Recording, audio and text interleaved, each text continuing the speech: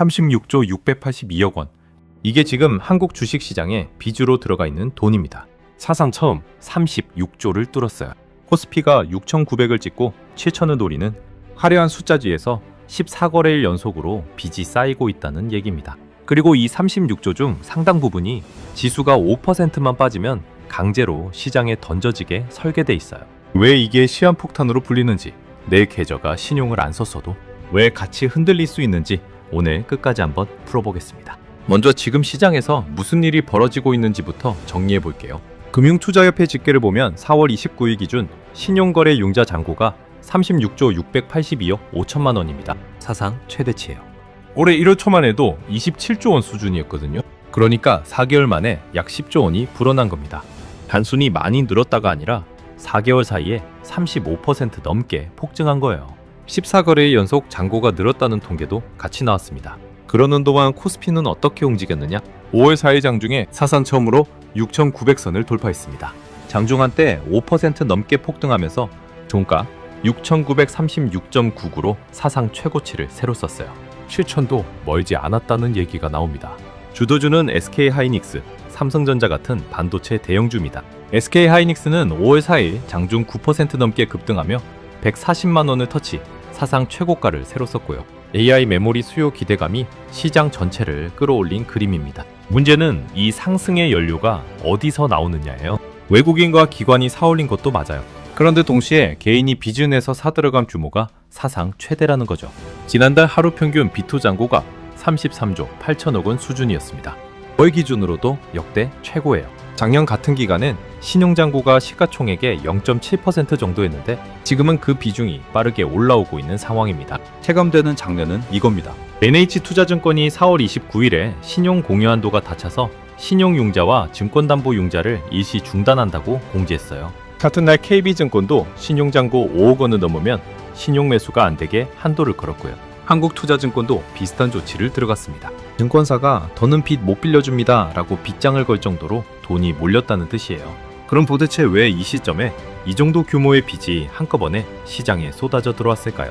이게 단순히 코스피가 오르니까 사람들이 따라 들어왔다로 끝나지 않습니다. 흠은 한꺼풀 뒤에 좀 더 구조적인 이유들이 깔려 있어요.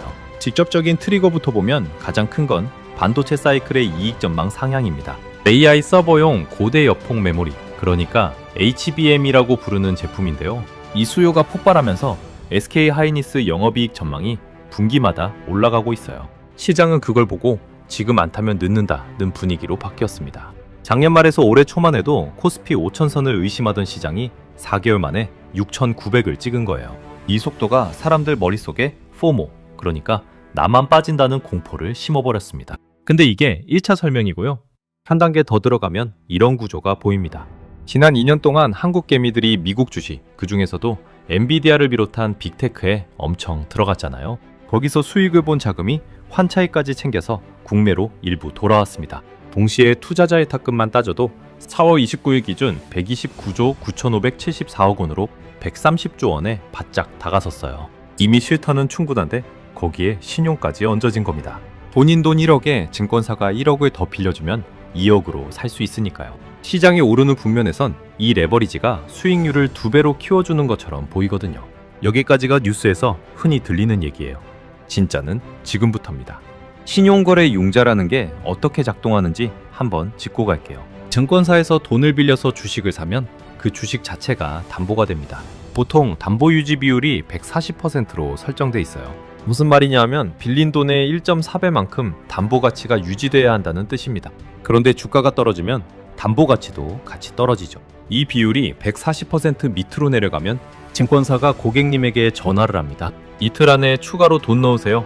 안 넣으면 보유 주식을 시장가로 팔아버립니다. 이게 바로 반대매매예요. 이걸 일상 비유로 바꿔보면 이런 겁니다. 은행에서 1억 빌려서 1억짜리 집을 샀다고 쳐요. 그런데 집값이 7천만 원으로 떨어지면 은행이 가만히 있겠어요?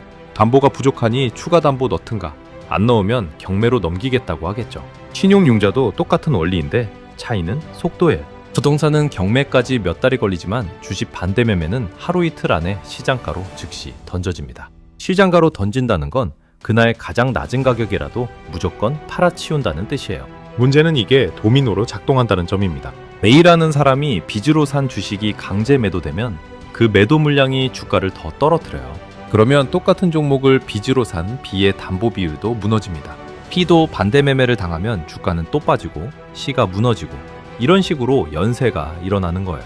작년 8월하고 올해 3월에 이미 한 번씩 미니 도미노가 돌았습니다. 3월 5일에는 위탁 매매 미수금이 하루 만에 78.5% 급증해 2조 1,488억 원으로 역대 최고치를 찍었고 반대 매매 규모가 2년 5개월 만에 최고치를 기록했어요. 그게 지금보다 B2 규모가 훨씬 작았을 때 얘기입니다. 그럼 36조라는 숫자가 왜 무서운지 감이 오시죠? 단순히 큰 숫자라서 무서운 게 아니에요. 이 36조가 언제든 강제 매도 버튼이 눌리는 자금이라는 점, 그리고 그 버튼이 한 종목에 몰려있다는 점, 이 두 가지가 진짜 문제입니다. 신용잔고가 가장 많이 쌓인 종목 상위권은 거의 다 반도체와 2차전지, 바이오 같은 변동성 큰 성장주예요. 한 번 흔들리면 10%도 우습게 빠지는 종목들이죠. 그리고 더 중요한 포인트가 하나 있습니다. 증권사들이 이미 신용융자를 부분 중단하기 시작했다는 건 시장에 추가로 들어올 빚의 연료가 줄어들고 있다는 뜻이에요. 지금까지 지수를 끌어올린 한 축이 빚이었는데 그 축이 한도에 부딪힌 겁니다. 새 자금이 마르면 기존 자금만으로 버텨야 해요. 그러면 작은 충격에도 시장이 쉽게 흔들리는 구조로 바뀝니다. 이걸 시장 전문가들이 취약한 상승이라고 부르는 이유예요. 자, 그럼 이게 내 지갑하고 무슨 상관이냐? 지금부터가 진짜 본론입니다. 먼저 직접 영향, 그러니까 자산 보유자 입장에서 보겠습니다. 신용을 쓰고 계신 분이라면 계산이 굉장히 단순해져요. 예를 들어 본인 자금 1억에 신용 1억 더해서 2억어치 종목을 사셨다고 가정해 볼게요. 보통 신용 이자율이 연 8에서 10% 수준입니다. 1억에 대해서만 따져도 한 달 이자가 약 70에서 80만 원이에요. 주가가 보합이면 이자만 매달 깎여나가는 구조죠.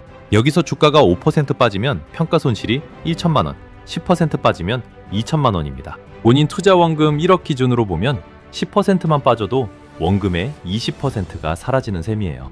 그리고 담보 비율 140% 선에 닿으면 반대 매매가 시작됩니다. 신용을 안 쓴 분이라고 안전한 게 아닙니다. 이게 두 번째 영향이에요.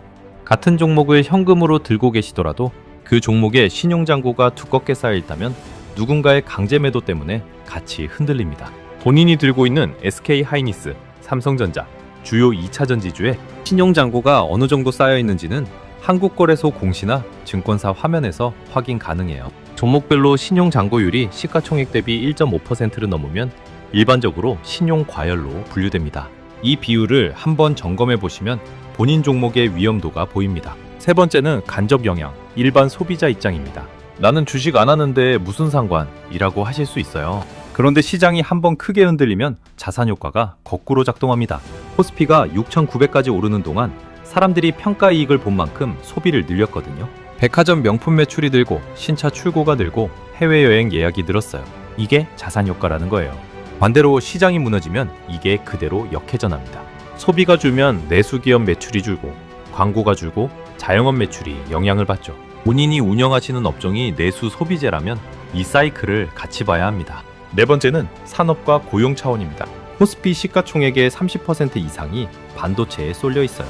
이 비중이 이 정도로 쏠린 적이 거의 없습니다. 반도체가 흔들리면 지수가 흔들리고 지수가 흔들리면 B2가 무너지고 B2가 무너지면 다시 지수가 흔들리는 자기 강화 구조가 돼요. 지난 3월 미니 충격 때 일주일 사이 코스피가 7%, 12%, 9%, 7% 이런 식으로 미친 듯이 위아래로 널뛰었던 게 이 구조 때문입니다.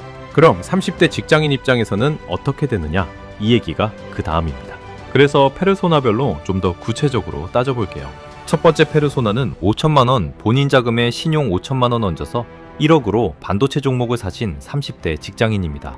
코스피가 10% 빠지는 시나리오를 가정하면 평가 금액이 1억에서 9천만 원으로 줍니다. 담보 유지 비율 계산해보면 9천 나누기 5천 해서 180% 정도니까 아직 반대 매매는 안 와요. 그런데 15% 빠지면 8,500 나누기 5천으로 170%, 20% 빠지면 8,000 나누기 5천으로 160%, 25% 빠지면 7,500 나누기 5천으로 150%까지 떨어집니다. 140% 선이 코앞이에요. 이 시점에 증권사 알림이 오기 시작하고 추가 입금을 못하면 다음 거래일에 시장가로 강제 매도가 들어갑니다. 본인 원금 5천만 원이 절반 가까이 사라지는 시나리오죠. 두 번째 페르소나는 50대 은퇴 5년 앞둔 분, 신용은 안 쓰시고 현금으로 코스피 인덱스 ETF에 1억 넣어두신 경우에요. 직접적인 강제 매도 위험은 없습니다. 그런데 시장이 B2 청산으로 한 번에 15에서 20% 흘러내리면 평가 금액이 8천만 원 근처로 빠져요. 은퇴 시점이 가까울수록 이 손실을 회복할 시간이 부족하다는 게 진짜 문제입니다. 30대라면 5년, 10년 기다려서 회복하면 되는데 5년 안에 인출 시작해야 하는 분에겐 회복 시간이 안 나오거든요.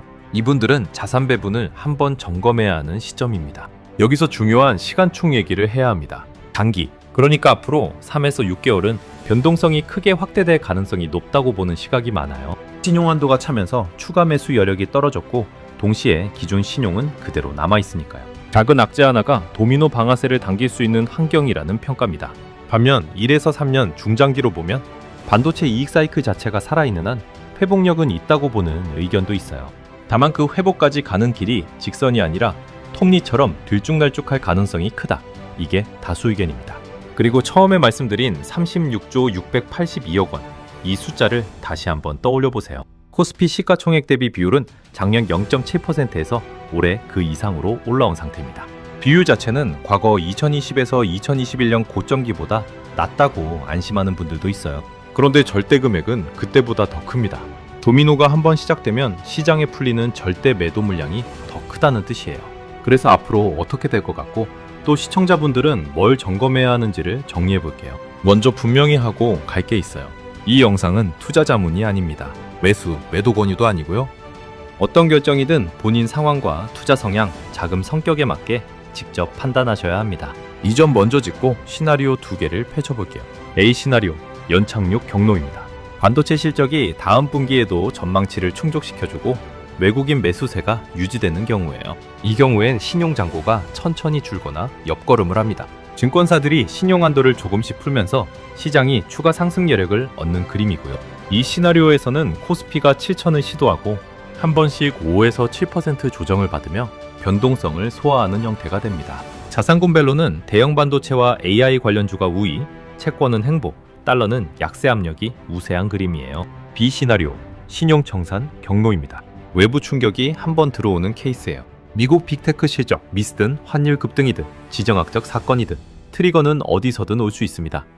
코스피가 7에서 10% 빠지는 순간 신용잔고 36조 중 일부가 담보 비율을 깨고 반대 매매가 들어가고 그 매도가 다음 종목의 담보 비율을 깨고 이런 도미노가 1에서 2주에 걸쳐 진행되는 시나리오입니다. 이 경우 단기 낙폭은 15에서 25% 사이까지 열어둬야 한다는 의견이 많아요. 자산군으로 보면 신용잔고가 많이 쌓인 성장주가 가장 크게 흔들리고 배당주와 가치주는 상대적으로 방어력이 있다고 평가됩니다. 잘로와 에나 같은 안전통화는 일시적으로 강세, 채권은 변동성 확대 구간을 거칩니다. 어느 시나리오가 맞을지는 솔직히 아무도 단정할 수 없어요. 다만 두 시나리오 모두에 대비할 수 있는 점검 포인트들은 있습니다. 페르소나별로 짚어드릴게요. 신용을 쓰고 계신 분이라면 본인 담보 유지 비율을 지금 한번 확인해 보세요. 증권사 앱에서 신용대출 탭에 들어가면 현재 담보 비율과 반대매매 발동 비율이 나옵니다. 여기서 현재 비율이 160% 이하면 시장이 5%만 빠져도 마진콜 가능성이 높은 구간이에요. 추가 담보 여력이 얼마나 되는지, 마진콜이 왔을 때 입금 가능한 자금이 있는지 미리 파악해 두시는 게 좋습니다. 신용은 안 쓰지만 단일 종목에 자산이 집중된 분이라면 본인 종목의 신용 잔고율을 점검해 보세요. 한국거래소 정보 데이터 시스템이나 본인 증권사 종목 화면에서 확인할 수 있습니다. 이 비율이 시가총액 대비 1.5에서 2%를 넘으면 변동성 확대 구간에서 더 크게 흔들릴 가능성이 있다는 평가가 일반적이에요. 은퇴를 5년 이내로 앞두신 분이라면 인출 시점과 자산 배분 비율을 다시 한번 살펴보시는 게 합리적입니다. 일반적으로 인출 시점이 가까울수록 위험자산 비중을 줄이는 게 정석으로 통하지만 어떤 비율이 적정한지는 본인 생활비 구조와 다른 자산 보유 상황에 따라 달라요. 이 부분은 보유자산 전체를 보고 결정해야 하는 영역입니다. 마지막으로 지금 들어가실까 말까 고민하시는 분이라면 한 가지만 기억하시면 됩니다. 지금 시장은 이미 신용으로 한번 부풀려진 상태예요. 그래서 똑같은 가격에 사도 작년에 산 사람보다 지금 사는 사람이 노출되는 변동성이 훨씬 큽니다. 들어가시려면 분할로, 그리고 신용은 안 쓰는 쪽이 변동성 충격을 줄이는 일반적인 방법으로 거론돼요. 다시 한번 말씀드리지만 이건 어디까지나 시나리오와 일반론이고 변수는 정말 많습니다. 글로벌 통화 정책, 환율, 지정학 리스크, 반도체 사이클 자체의 변동성까지 다 변수예요. 자, 오늘 길게 풀어드렸으니까 핵심 3가지만 정리하고 마무리할게요. 첫째, 신용거래 융자잔고 36조 원은 단순히 많다가 아니라 강제매도 버튼이 걸려있는 자금이 36조라는 뜻입니다. 코스피 6900 뒤에는 이 36조가 같이 서 있어요. 둘째, 증권사들이 이미 신용한도를 부분 중단했다는 건 빚이라는 상승 연료가 한도에 닿았다는 신호로 익힙니다. 추가 연료 없이 기존 빚만으로 버티는 구간이라는 거예요. 셋째, 시장은 신용을 안 쓰는 사람도 같이 흔들 수 있는 구조입니다. 도미노는 본인이 첫 번째 패가 아니더라도 마지막 패까지 도달하거든요. 이 36조라는 숫자가 단순한 뉴스 헤드라인이 아닌 이유가 여기 있어요. 이건 시장의 체온계입니다. 체온이 높은 게 아니라 열이 어디서 나는지가 중요한 거고, 지금 그 열이 빚이라는 점이 핵심이에요. 시장이 식는 방식이 부드러울지 거칠지는 아무도 모릅니다. 다만 그 방식에 대비해두느냐 안 두느냐는 시청자 본인이 지금 결정할 수 있는 영역이에요. 다음 영상에서는 오늘 다룬 신용잔고의 반대편, 그러니까 외국인과 기관이 지금 어떤 종목을 사고 어떤 종목을 던지고 있는지 그 수급의 진짜 그림을 같이 풀어볼 생각입니다. B2가 위쪽에서 한도에 걸렸다면 큰손들의 발자국은 또 다른 신호를 주거든요. 이런 식으로 뉴스 헤드라인 뒤에 숨어있는 메커니즘을 같이 풀어가는 영상, 앞으로도 받아보고 싶으시면 구독 눌러주시고요. 오늘 내용 중에 본인 상황에 와닿는 부분이 있었다면 좋아요로 알려주시면 다음 주제 잡을 때 큰 도움이 됩니다. 다음 영상에서 또 뵙겠습니다. 지금까지 시청해주셔서 감사합니다.